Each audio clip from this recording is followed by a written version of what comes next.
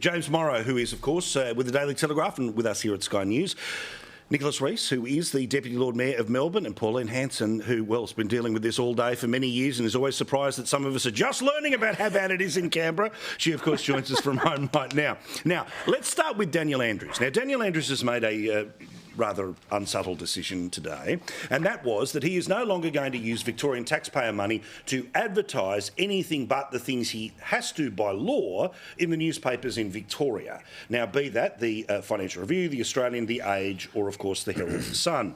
Now, I know there's others, Weekly Times, all the rest of it, right? But the ones by law they have to spend money on is advertising basically jobs like, say, judges or government departments. But say those ads to tell people to slow down or to put your mask on, well, they won't be spending any of that money. Now, it's about $14 million that they're spending in print ads. But of course, Daniel Andrews says it has nothing to do with having a go at the news organisations, which are the ones that have a go at him. Here he is being all innocent today. We make judgments about where the audience is, and we're not making any apology for focusing our efforts much more acutely on online, digital, television. That's where the audience is. That's where the return on investment for taxpayers is. Now, James, pretty obvious here. Why is he having a crack at the Herald Sun? Because they talked about steps and his back injuries. Why is he going after the Age? Because they were talking about what was happening at IBAC before the election.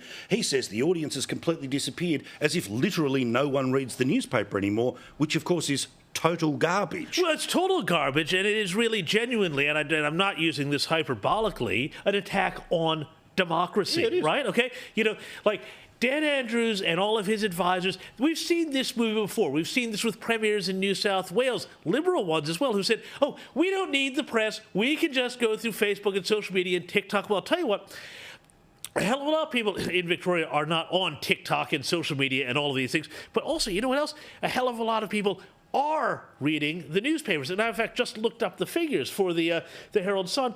In the 12 months to March, the Monday to Friday and weekend Herald Sun print readership has surged. So the idea that there's not a market there, that there's not a lot of life, and I believe there is a lot of life in print newspapers. That's why we still print them, because people want them, and the advertisers respond to that. This is just an absolute lie, and it is, as I say, it's an attack on democracy, and it's just, you know, sleazy payback because, oh, I don't like you writing about me, so I'm just going to go do my own thing. Well, also, you know, why do you do this? Because you do this to the very people who are the ones that tell the stories you don't want out there. Facebook doesn't follow up.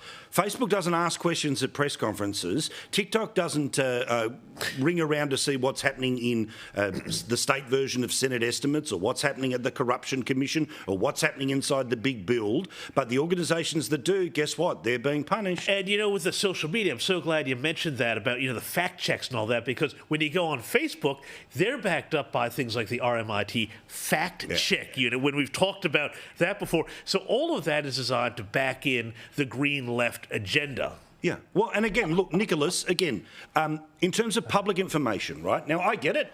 Are things a lot different than they were 10 years ago? Sure. 20 years ago, absolutely. 30 years ago, you bet. But to pretend that public information campaigns that you would have formerly put on the radio, the television and in a newspaper now magically don't need the newspaper anymore. And I'm arguing this on the behalf of, obviously, not only the company I work for, but the direct competition as well, which is pretty obvious here what the hope is. You rob them of revenue, guess what it means? They cut back on journalists, which means the coverage of a government, well, suddenly becomes a whole lot less invasive, doesn't it? Well, I mean, look, hats off to James Morrow. He normally waits till after the first ad break before he jumps the shark. Tonight he did it with the very first topic for discussion. An attack on democracy, I'm not quite sure about that. I mean, the bit we haven't covered in the story so far is that it's still advertising through digital mastheads. So if you go to any of those great publications which James just took us through, Herald Sun, The Age, others, they've all got digital versions online, of their paper, and they will still be advertising through them, and I hope and expect that'll still be a good source of income for those fine publications. I mean, what's going on here is if you're trying to inform everyone in Victoria, that means everyone from the people who listen to Virginia Trioli on the ABC to the people who listen to my mate Marty Sheargold on Triple M, or the people that are exclusively on Instagram, TikTok, or the people who physically read the paper while they are on the tram to work. Yeah, so I will agree with you on that point, Paul. Recalibrate your spending away from print, sure. But hang on. To take it away completely does seem to be going too far. I agree with you on that point, Thank you, Paul. because this is the government, the other day that said we want to give away free fishing poles to all the kiddies, so it's not like they're exactly, totally on board with the whole, we're going to be suddenly fiscally responsible thing here. Well, also, as I say, the Federal Labor Party is the BS that exists of the Palaszczuk operation with the tough nature of the Andrews administration. And Pauline, you know how things work in Queensland, where, again, if you displease the government, slowly but surely you get cut off from the information teat. The information teat, of course, is what so many people in galleries rely upon. But it's another thing to turn around and say that certain citizens should not be told about road safety, public health, whatever the other so-called public information messaging is, because we don't like what the other pages of the newspaper say about us. Look, Paul, I totally agree with you. And this is why I'm going to say thank you very much to Sky for having me on so I can get my message across to the Australian people, because Channel 9 and Channel 7, Channel 2 and Channel 10 have absolutely wiped me because they don't like me being upfront and direct to them. Paul, what you are saying is actually correct with this.